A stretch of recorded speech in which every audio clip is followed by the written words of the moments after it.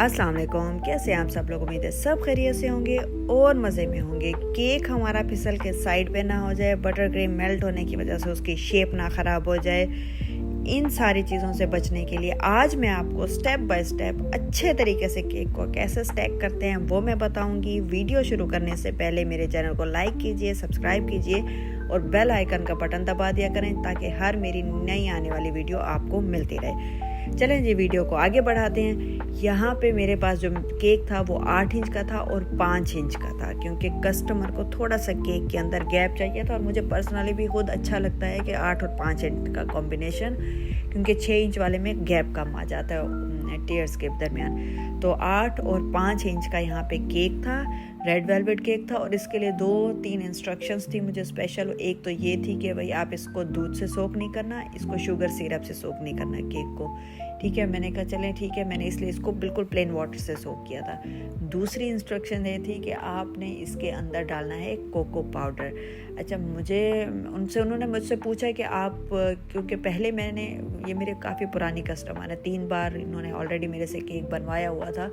तो पहले इन्होंने चॉकलेट ही बनवाए हैं, 3 बार जब बनवाए थे तीनों बार इन्होंने चॉकलेट फ्लेवर में ही बनवाया था। ये पहली बार इनका चेंज था फ्लेवर। तो ये मुझे कह रही थी कि अच्छा आप रेड वेलवेट ना किस तरह से बनाते हैं, मतलब उसके अंदर कोको पाउडर डालते हैं या नहीं डालते हैं। मैंने कहा मैं दोनों तरीक़ों से बनाती हूँ, कि जिसके अंदर कोको पाउडर भी डलता है और जिसके अंदर नहीं भी डलता है। उन्होंने कहा नहीं मुझे कोको पाउडर वाला चाहिए। तो मैंने कहा चलो ठीक है। अच्छा, जो कोको पाउडर के बगैर रेड वेलवेट बनता है ना, उसका कलर जो है ना बहुत ही हसीन रेड होता है, और जो कोको पाउडर के साथ बनता है ना वो थोड़ा सा डार्कर साइड पे चला जाता है। अच्छा, यहाँ पे क्या था कि मेरे पास जो और बेकिंग के लिए भी मैंने पैन लगाए हुए थे, जाहिर सी बात है। तो उसमें ये था कि एक जो 5 इंच का जो पैन था ना वो मेरा मिल रहा नहीं था, मतलब ऊपर नीचे कहीं था, मुझे मिल रहा नहीं था। मैंने जल्दी में फिर उसको 6 इंच वाले पैन में बेक कर दिया। आप इसमें देखें जो सेंटर वाला इसका है वो मैंने 6 में बेक कर लिया था। फिर उसके बाद मैंने उसको शेप दे दी थी बाद में। इसके अलावा कभी भी मुझे अपने केक्स को शेप नहीं देना पड़ता है। उसकी वजह ये है कि जब मैं उसको केक को बेक करती हूँ, जैसे वो हाथ लगाने के काबिल होते हैं 5 से 6 मिनट के अंदर, तो मैं उनको क्लिंग फॉइल जो है ना उसके अंदर रैप करके रख देती हूँ। उसके 2 फ़ायदे होते हैं। एक तो सबसे बड़ा फ़ायदा ये है कि उसका केक का मॉइस्चर बरकरार रहता है। फिर जब आप केक को चाहे 5 दिन पहले चाहे 10 दिन पहले बेक करके फ्रीज़र में रख देते हो, उसको जब आप बाहर निकालते हो तो जब वो रूम टेम्परेचर पे आता है वो बिल्कुल फ्रेश केक होता है, मतलब लगता भी नहीं है कि ये इतने दिन पहले से बेक किया हुआ है।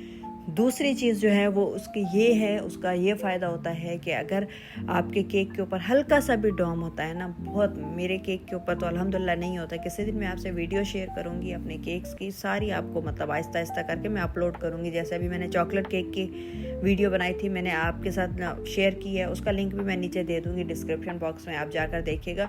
उसका भी डॉम नहीं निकला हुआ था, लेकिन फिर भी अगर निकल आता है तो आपने क्या करना है, क्लिंग फॉइल के अंदर वही गर्म हल्का, मतलब बहुत हल्का सा ठंडा हो कि आप हाथ लगा सकें, नहीं तो मतलब जो गर्म होता है केक उस तरह से आपने उसको क्लिंग फॉइल में रैप करके जिस तरफ से डॉम निकला होता है वो डॉम नीचे की तरफ रख दें और आप उसको उसी हालत में ठंडा कर लें। जब आप केक निकालेंगे तो केक का डॉम जो होगा वो अंदर जा चुका होगा, आपको उसको अलग से काटने की शेप देने की ज़रूरत नहीं होगी। उसका ये सबसे बड़ा फ़ायदा होता है।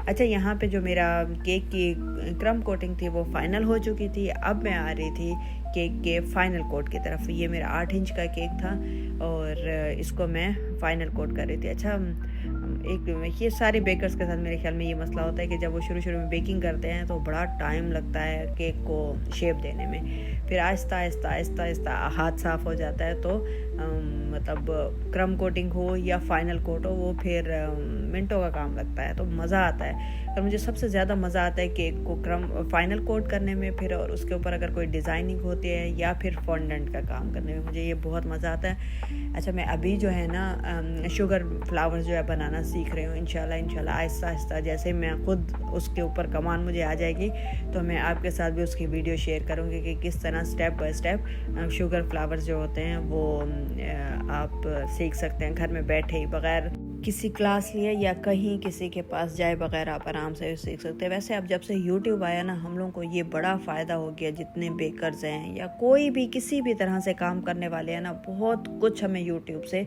सीखने को मिल जाता है। और बाकी कोई भी काम हो, चाहे वो बेकिंग हो, चाहे वो स्टिचिंग हो, चाहे वो कोई भी दूसरा काम हो, उसमें आजकल इतनी ज़्यादा वेरिएशंस आ गई हैं, तो आपको हर रोज़ कुछ ना कुछ रोज़ नया सीखने को मिल रहा होता है। मुझे तो ऐसा लगता है कि हर जो मैं केक बनाती हूँ ना, उसमें मुझे कुछ ना कुछ सीखने को ज़रूर मिलता है। चाहे वो मेरा केक रिपीट हो रहे हो बार बार, लेकिन कोई ना कोई ऐसी चीज़ें होती हैं, कोई ना कोई ऐसी मिस्टेक्स होती हैं, या कोई ऐसी चीज़ होती है जो मेरी रोज़ डेली की बेसिस पे मतलब कवर हो रही होती हैं। आप खुद ही एक्सपीरियंस कर रहे होते हो, खुद ही उस चीज़ को फिर गलतियां भी निकाल रहे होते हो, फिर उसको देख भी रहे होते हो कि हाँ इसमें कितनी परफेक्शन है, कितनी नहीं है। तो ये इसका बहुत फ़ायदा होता है कि जब आप खुद काम कर रहे होते हो तो आप बहुत कुछ नया सीख रहे होते हो। और इतना ज़्यादा आजकल चीज़ें बेकिंग में इतनी ज़्यादा वेरिएशंस आ चुकी हैं, चाहे वो केक के फ्लेवर्स में हो या फिर उसकी डिज़ाइनिंग में हो, हर चीज़ में मतलब इतना ज़्यादा एडवांस हो चुका है कि अब रोज़ कुछ ना कुछ बंदा सीख रहा होता है। लेकिन मज़ा आता है कि हर रोज़ कुछ ना कुछ नया ऐड हो रहे होते हैं, नए फ्लेवर ऐड हो रहे होते हैं। बास फ्लेवर तो मुझे यकीन करें पता भी नहीं थे। पाकिस्तान में जब मैं थी तो मुझे उस वक्त आइडिया भी नहीं था, दुबई में थी तब भी मुझे आइडिया नहीं था कि अच्छा ये फ्लेवर भी होते हैं। जब बेकिंग करने लगते हैं तो पता चलता है कि क्या क्या चीज़ें हैं बेकिंग की दुनिया में। अच्छा, यहाँ पे हम फाइनली केक स्टैक करने की तरफ आ रहे थे। केक स्टैकिंग की सबसे बड़ी जो टिप है वो ये है कि आपका केक अच्छे से ठंडा होना चाहिए। आप जब वेन्यू पे केक को भेज रहे होते हैं या ख़ुद जब लेकर जा रहे होते हैं, केक जितना अच्छा ठंडा होगा, कोशिश करें एक रात पहले उसको केक को बना के स्टैक करके ही रख दें, फुली रेडी करके रख दें, क्योंकि 2 to 3 टियर आराम से हम स्टैक करके रख सकते हैं। चलो एक जो ऊपर वाली चौथी टियर होते हैं वो बाद में बंदा उसको स्टैक कर दे या वेन्यू में जाके स्टैक कर दे, जो भी है। अच्छा, यहाँ पे है ना, मैंने अंदर 3 डॉवल यूज़ किए हैं, ठीक है, क्योंकि मेरी एक ही टियर ऊपर थी तो मैंने अंदर 3 डॉवल यूज़ किए थे केक के। और फिर उसके बाद मैंने उसके ऊपर बटर क्रीम लगाई। बटर क्रीम लगाने के बाद मैंने इसके ऊपर बोर्ड रखा, बोर्ड के ऊपर भी मैंने बटर क्रीम लगाई, और ये सेंट्रल डॉवल मैंने लगाया जो हमारा नीचे से लेके ऊपर तक पूरे केक को होल्ड करेगा, जिससे आपके केक की शेप ख़राब नहीं होगी। जितना भी चाहे गर्मी हो जाए, बटर क्रीम मेल्ट हो जाएगी, लेकिन आपके केक की शेप नहीं बिगड़ेगी। केक आपकी जो कहते हैं ना बिल्डिंग जो है ना, वो वैसी की वैसी मजबूत रहेगी। अच्छा देखिए, अब केक इतना ज़्यादा ठंडा था माशाल्लाह कि मैं उसको हाथ से इधर कर रही हूँ, उठा रही हूँ, कुछ भी कर रही हूँ ना, तो केक बिल्कुल भी डैमेज नहीं हो रहा। टिश्यू यूज़ करने का ये फ़ायदा होता है कि आपके जो ग्लव्स होते हैं वो, या फिर फिंगर टिप्स के जो निशान होते हैं वो केक के ऊपर नहीं आते हैं। इसलिए आप कोशिश किया करें कि ग्लव्स का यूज़ करें और साथ ही उसके जो है ना टिश्यू का यूज़ करें। केक बहुत ठंडा हो, उठा के आप आराम से टिश्यूज़ की मदद से रख सकते हैं। केक जितना ठंडा होगा उतना ही आप लोगों की स्टैकिंग अच्छी होगी, उतना ही अच्छे से वेन्यू पे डिलीवर हो जाएगा। अच्छा, यहाँ पे जो था ना, मैंने जैसे केक स्टैक किया, स्टैक करने के बाद ये साइडों पे जो गैप आ जाता है ना, उसके ऊपर मैंने लगाई थी बटर क्रीम, और उसको मैंने फिंगर से मैं उसको करती हूँ क्लीन। पहले मैं करती थी उसको पैलेट नाइफ़ की मदद से, लेकिन वो इतनी सफाई नहीं आती थी। आप भी कीजिएगा, देखिएगा आपको इसका फ़ायदा होता है या नहीं, मुझे बताइएगा। मुझे तो ये वाली टिप कमाल लगती है कि आप उसके ऊपर लगाएं केक के साइडों पे, और उसके बाद फिंगर की मदद से उसको साइडों से एक्स्ट्रा क्रीम जितनी भी होती है आप उसको क्लीन कर देते हैं, तो वो बहुत अच्छा हो जाता है। आपका स्टैकिंग जो है वो बहुत अच्छी हो जाती है, और इतना फील भी नहीं होता है कि इसके ऊपर क्रीम भी यूज़ हुई है स्टैकिंग के दौरान। ये दूसरा ये है कि आप बोर्ड का ज़रूर इस्तेमाल किया करें इसके लिए, स्टैकिंग के लिए। पहली टिप, केक बहुत ज़्यादा आपका ठंडा होना चाहिए। दूसरी सबसे बड़ी टिप, आप बोर्ड का ज़रूर यूज़ किया करें। तीसरी, डॉवल्स का प्रॉपर यूज़ किया करें। बोर्ड का यूज़ करने से ये है कि 3 डॉवल जो आपने नीचे लगाए हैं ना, उसके ऊपर जब आप केक रखते हैं बग़ैर केक बोर्ड के, जब केक की जो क्रीम है वो मेल्ट होती है ना, तो केक उसके अंदर धंसना शुरू हो जाता है। तो इसका ये फ़ायदा होता है, चाहे गर्मियाँ हो या सर्दियाँ हो, केक की शेप बरकरार रहती है। जब डॉवल के ऊपर आप वो रख देते हैं ना, बोर्ड रख देते हैं, तो उससे ये होता है कि आराम से आपका जो केक है ना उसके ऊपर वैसे ही रहता है, वो नीचे ना धंसता है, ना इधर होता है ना उधर होता है, और सेंट्रल डॉवल की वजह से आपका केक एक ही जगह पे रहता है। और दूसरा ये है कि क्योंकि अभी आगे गर्मियाँ आ रही हैं, तो आप कोशिश करें कि अपनी बटर क्रीम के अंदर आप जो है ना उसका यूज़ करें, वाइट वाली जो चॉकलेट गनाश होती है ना उसका यूज़ करें। उसका क्या रेशो होता है कि दो हिस्से आपकी बटर क्रीम होती है और एक हिस्सा जो है ना वो चॉकलेट होती है। आप मुझे मतलब ये वाली रेशो ठीक लगती है। चॉकलेट का जो वाइट गनाश जो आप बनाते हैं ना, वो वाइट वाले गनाश की मैं बात कर रही हूँ, वो वाइट गनाश होती है एक रेशो और 2 रेशो होती है बटर क्रीम। आप ये वाली रेशो ट्राई करके देखें, आपके वेदर के मुताबिक अगर ये चल जाती है तो फिर तो बेस्ट है, नहीं तो फिर आप इसी रेशो को बटर क्रीम के मुताबिक कर दें कि 2 हिस्सों क्या बोल रही हूँ 2 हिस्से बटर क्रीम होती है और 2 हिस्से ही आप उसमें चॉकलेट का कर दें। तब भी केक जो है ना वो नहीं होगा, क्या कहते हैं, मेल्ट नहीं होगी बटर क्रीम जितनी भी गर्मी होगी, क्योंकि यहाँ पे मौसम बहुत ज़्यादा गर्म नहीं होता। तो मेरे लिए एक हिस्सा वाइट गनाश भी 2 हिस्से दो हिस्से बटर क्रीम के अंदर वाइट गनाश का एक हिस्सा भी बहुत रहता है।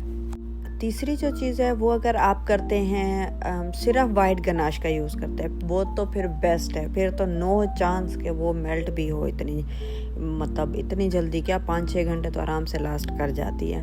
तो खैर ये था, मेरी केक की स्टैकिंग पूरी हो गई थी, जितनी मैंने तकरीर करनी थी वो भी मेरी पूरी हो गई थी। आपको मैंने कुछ टिप्स दिए हैं वो आप देखें, उसको अप्लाई करने की कोशिश करें, हो सकता है आपका भी कोई ना कोई फ़ायदा हो इसमें।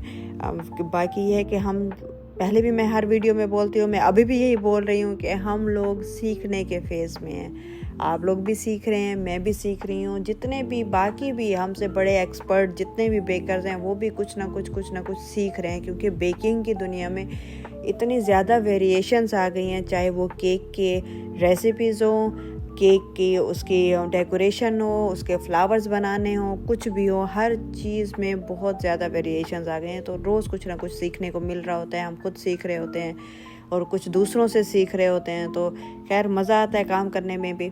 अच्छा, ये वाला जो केक था ना, इसके अंदर जो था आर्टिफिशियल फ्लावर्स का यूज़ किया गया था। मुझे पर्सनली केक के ऊपर आर्टिफिशियल फ्लावर्स ज़्यादा अच्छा लगता है बनिस्बत फ्रेश फ्लावर्स के, क्योंकि फ्रेश फ्लावर्स का ये है कि 2-3 घंटे के बाद ना उनकी लुक जो है ना मतलब वो डेड से लगना शुरू होने लगते हैं, और ये बहुत खूबसूरत लगते हैं, बहुत प्यारे लगते हैं। और बाकी रही शुगर फ्लावर्स की, वो तो बहुत ही खूबसूरत लगते हैं, वो तो बिल्कुल केक को नेक्स्ट लेवल पे लेकर चले जाते हैं। मतलब उनके साथ केक की लुक इतनी ज़्यादा अच्छी आती है। इंशाल्लाह जब मुझे लगेगा कि मैं कुछ सीख गई हूँ और मैं आप लोगों को थोड़ा बहुत कुछ बता सकती हूँ शुगर फ्लावर्स के बारे में, तो मैं ज़रूर उसकी भी वीडियो आप लोगों के साथ शेयर करूँगी। बाकी अगर आपको इस वीडियो से कुछ ना कुछ सीखने को मिला है तो प्लीज़ मेरे चैनल को लाइक कीजिए और मुझे बताया करें कमेंट बॉक्स में कि इसमें मैंने क्या गलती की है, क्या मैं इसमें सही कर सकती थी, और बाकी ये है कि आप लोगों ने क्या सीखा, मेरे जो वीडियो थी उसमें आपके लिए कितनी वो हेल्पफुल साबित हुई। बाकी दुआ में मुझे याद रखा करें। ऐसे ही मैं आप लोगों के लिए लेकर आती रहूँगी डिफरेंट तरह की वीडियोस। अब मैं आहिस्ता करके रेसिपीज़ वगैरह भी ऐड करना शुरू करूँगी। और बाकी ये है कि जो चीज़ चल रही होती है रूटीन में, क्योंकि सारे केक्स ऐसे होते हैं कि सबकी वीडियोस नहीं बना के डाल सकते, क्योंकि जाहिर सी बात है फिर उनकी एडिटिंग करना, वीडियो बनाना, जब वीडियो बनाने के लिए बैठते हैं ना 1 घंटे का काम 3 से 4 घंटे का हो जाता है। तो इसीलिए हफ्ते में अगर एक केक की भी वीडियो बन जाती है तो मैं कहती हूँ बस सही है, अल्हम्दुलिल्लाह करती हूँ कि हाँ बस इतना बहुत है। बाकी शॉर्ट्स वगैरह में आप देख रहे होते हैं, केक बन रहे होते हैं, जाहिर सी बात है उनकी वीडियोस वगैरह मैं डाल रही होती हूँ। खैर ये थी मेरी केक की फ़ाइनल लुक। इंशाल्लाह मिलते हैं किसी अगली वीडियो के साथ, तब तक के लिए मुझे दुआओं में याद रखिएगा। आई होप आपको ये अच्छा लगा होगा केक, इसकी लुक, और जो मैंने आपको टिप्स दिए उससे कुछ ना कुछ आपको सीखने को ज़रूर मिला होगा। इंशाल्लाह मिलते हैं अगली वीडियो के साथ। अल्लाह हाफ़िज़।